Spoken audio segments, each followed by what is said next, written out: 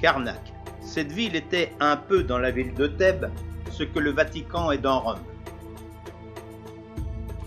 C'est là où habitait bien sûr le dieu Ammon, mais c'est là, autour de l'enceinte intérieure de son temple, que vivait toute une multitude de serviteurs, de prêtres, d'administrateurs, d'astronomes aussi, car il fallait rendre à Ammon un culte journalier.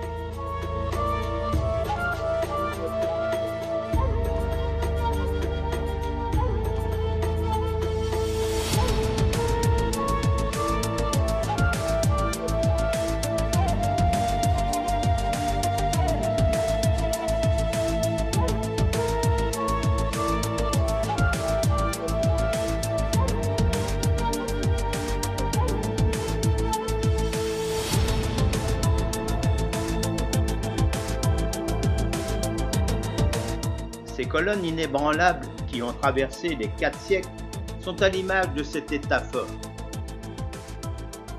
Tout en bas, les paysans, les scribes qui ont inventé l'écriture, les fonctionnaires, enfin les prêtres, et au sommet, le pharaon, le roi soleil. Tous liés entre eux comme les pierres d'une même pyramide.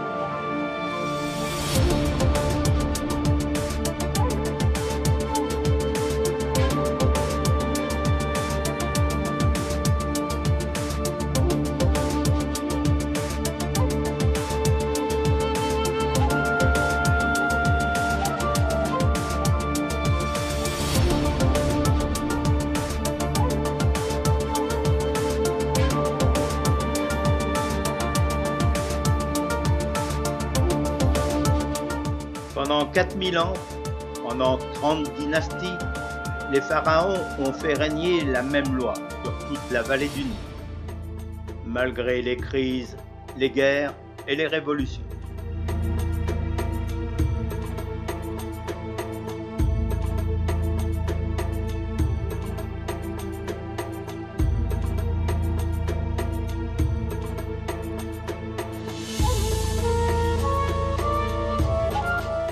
Ainsi retrouve-t-on partout ce symbole de l'unité, le dieu Nil, hermaphrodite à la fois père et mère, qui relie le lotus de la Haute-Égypte au papyrus de la Basse-Égypte. Et partout la barque, dans laquelle se déplacent non seulement les hommes, mais aussi les dieux.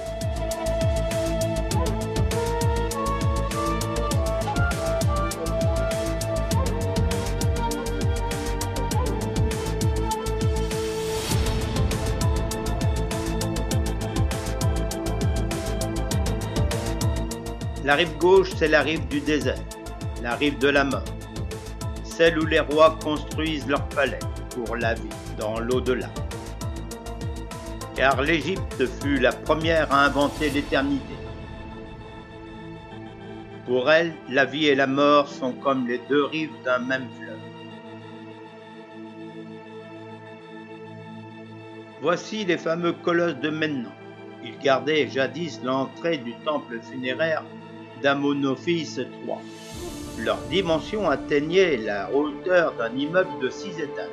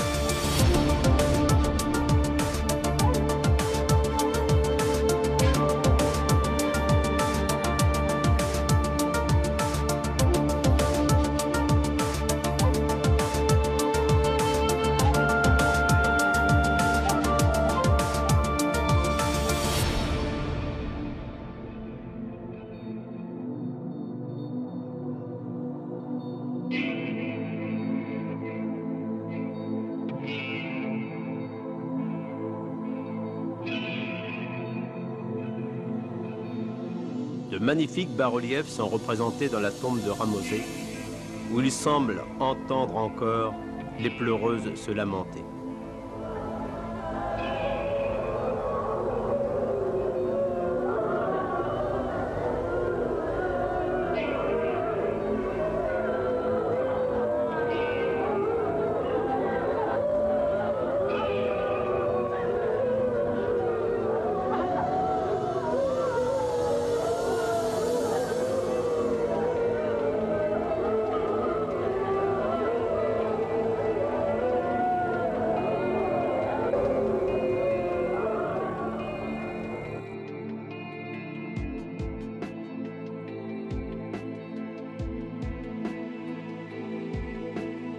Le temple de Ramsès II, qu'on appelle le Ramesséum, est très ruiné pour avoir servi de carrière.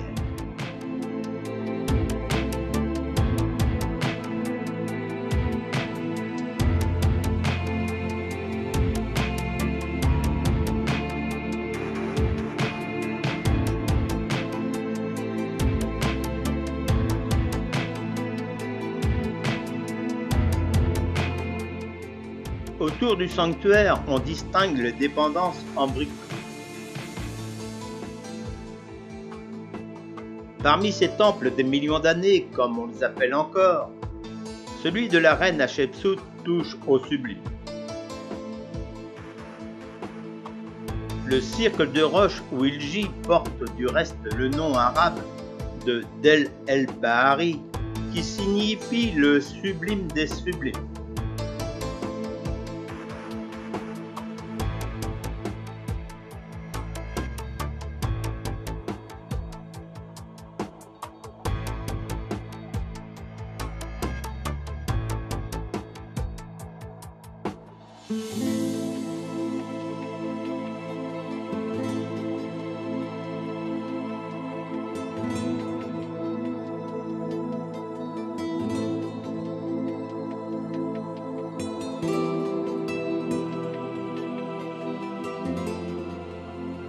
Thèbes, rive gauche, offre à la contemplation, dans un site majestueux de falaises ocre et brunes, les sépultures monumentales de la vallée des Reines et de la vallée des Rois.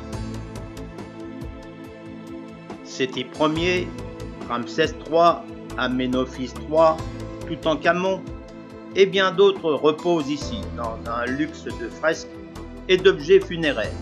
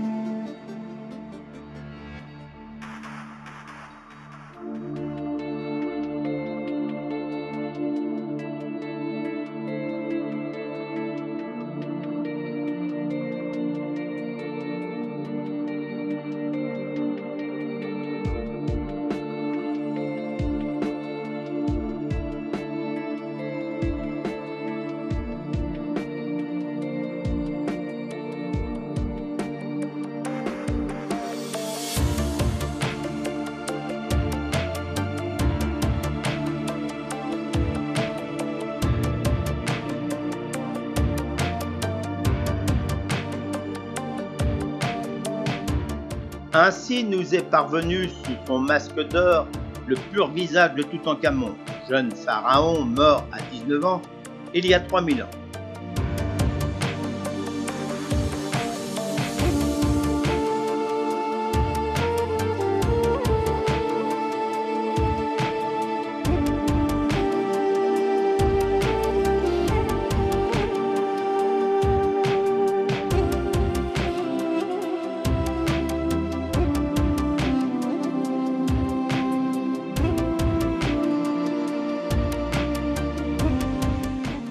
Ils l'ont enterré avec sa barque pour le grand voyage, avec la déesse Cobra, protectrice de son royaume de Basse-Égypte, et le dieu Chacal, seigneur de la nécropole. Éternel voyageur de l'au-delà, Toutankhamon nous contemple à travers 30 siècles.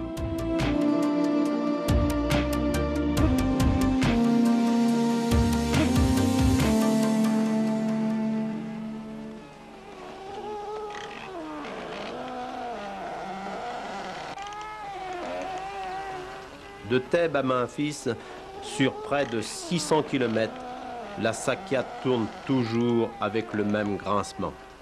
Et les petits buffles ressemblent tous au dieu Apis,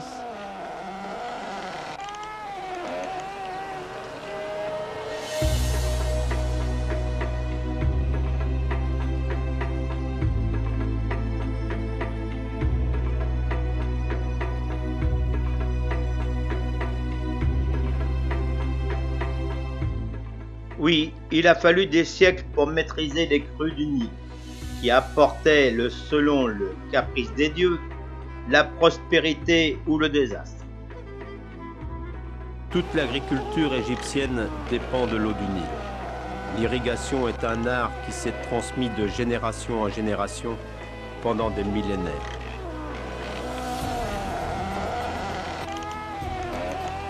Les fellahs en connaissent encore les secrets. Il accomplit encore ce geste millénaire. Irriguer, irriguer toujours. Mais aujourd'hui, le Nil n'inonde plus l'Égypte et les motopompes Remplacent les Chadoufs et les Sakyas, la société paysanne traditionnelle est en train d'éclater.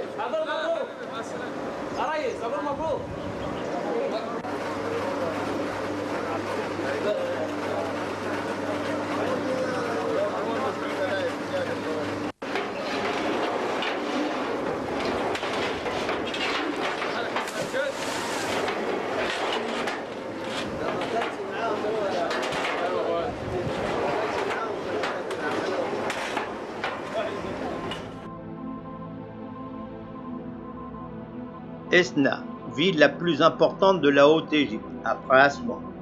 On y trouve les vestiges d'un temple dédié au dieu Khnum.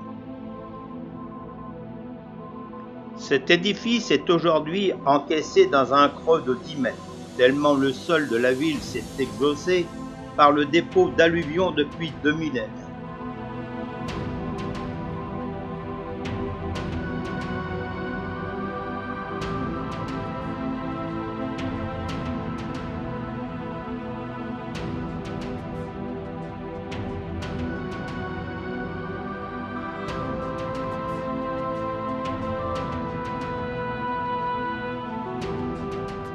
Un autre temple enseveli sous le limon fut dégagé et restauré, le temple d'Horus, qui se trouve à Edfou. Il présente un état de conservation exceptionnel. Il est le second en dimension après le temple de Karnak.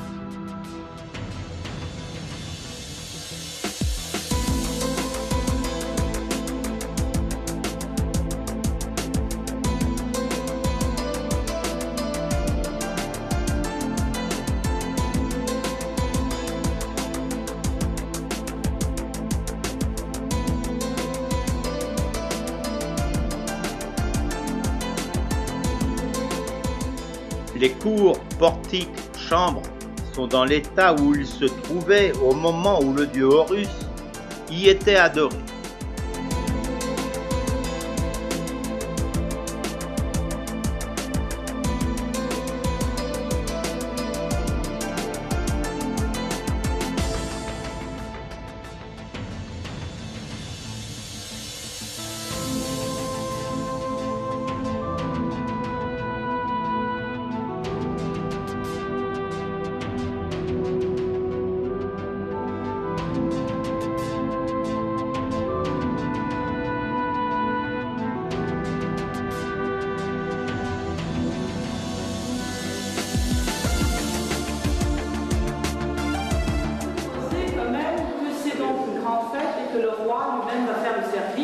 Il va commencer à partir de la première tour du temple. Donc on va ouvrir les portes du Pronaos et là il va passer dans le purgatorium, on lui enlève les insignes de royauté, on va verser sur la tête du roi de l'eau. Nous allons voir ce geste-là aussi cet après-midi dans le temple de Komambo. On verse de l'eau pour qu'il reçoive quand même donc à travers cette eau l'eau de vie, donc c'est la vie et la prospérité. Une fois qu'il était purifié, il va passer de l'autre côté pour chercher le livre du jour. Il avance vers la salle suivante, qui était donc la salle d'apparition. Les offrandes solides passent d'un côté, les offrandes liquides passent de l'autre. On préparait les bijoux, les parfums, on parfumait l'air pour donc chasser les mauvais esprits. On avançait vers la salle d'offrande et on posait les offrandes dans cette salle. Donc une autre catégorie de prêtres continuait jusqu'au vestibule. Et alors là, donc, s'arrêter pour psalmodier le texte au moment du service divin journalier. Et le roi, donc, il va passer tout seul dans le sanctuaire. Il casse le son d'argile, on ouvre les deux vantaux, il pénètre, il parfume l'air. Donc, une fois, une deuxième fois, il annonce son arrivée. Donc, on est en roi de la haute et de la basse Égypte. Il va avancer vers le tabernacle. Il casse le son d'argile. Le sceau était appelé les doigts de Seth. Les portes étaient appelées les portes du ciel. Il ouvre les deux vantaux et il pénètre le ciel. La statue ne devait pas dépasser la rangée de papyrus, étant donné qu'il était né dans un fourré de papyrus. Alors là, ça nous montre aussi, ça nous indique la hauteur de la statue dans le papyrus. Il sortait donc la statue, il fallait voir la face du Dieu, nous avons vu ça, moindre la face du Dieu, c'est la révélation de la face, c'est donc lui rendre son âme. On sortait la statue, on mettait la statue sur le sable, il y avait les formules différentes, dévêtir le Dieu, vêtir le Dieu, parer le Dieu, farder le Dieu. Le parfum venait de la salle d'offrande pour manger et boire, puis on pouvait répéter la même chose à midi et le soir. À la fin de la journée, on remettait la statue, on refermait les vantaux, mais comment on se retirait comme ça, on se retirait. Non, vous avez vu, on se retirait en reculant, tout en balayant les traces des pieds, et on se retirait du temple, et les portes se fermaient après les portes après porte. Qu'est-ce qu'on faisait avec les offrandes après? On va se poser aussi, donc, il faut savoir à qui on présentait les offrandes. Si on présentait les offrandes à une statue, on peut imaginer que les Égyptiens étaient des idolâtres. Vous savez que ce n'étaient pas des idolâtres, ils faisaient des supports, c'était pour concrétiser cette force divine, qui était une force invisible, n'est-ce pas? Donc, pour concrétiser, ils faisaient donc un support pour la divinité, et rien que de faire le service, comme donc c'était pour aider le Dieu à manger et boire. Donc le service qu'on faisait, rien que le service, aidait donc à entretenir cette force divine, et ça devenait un repas sacré. Ils avaient l'honneur de manger de ce repas sacré, donc il y avait une partie qu'on gardait au prêtre du temple, et alors d'une porte latérale, le peuple venait chercher la nourriture du Dieu. et on donnait à chacun une part. Et pour les étoffes, c'était pareil. On ne pouvait pas garder des étoffes pour un siècle ou deux, imaginez. Donc, il y avait des ateliers, on renouvelait cela. Et les anciens tissus, bien, il y avait le peuple qui venait, on leur donnait des bouts de tissu.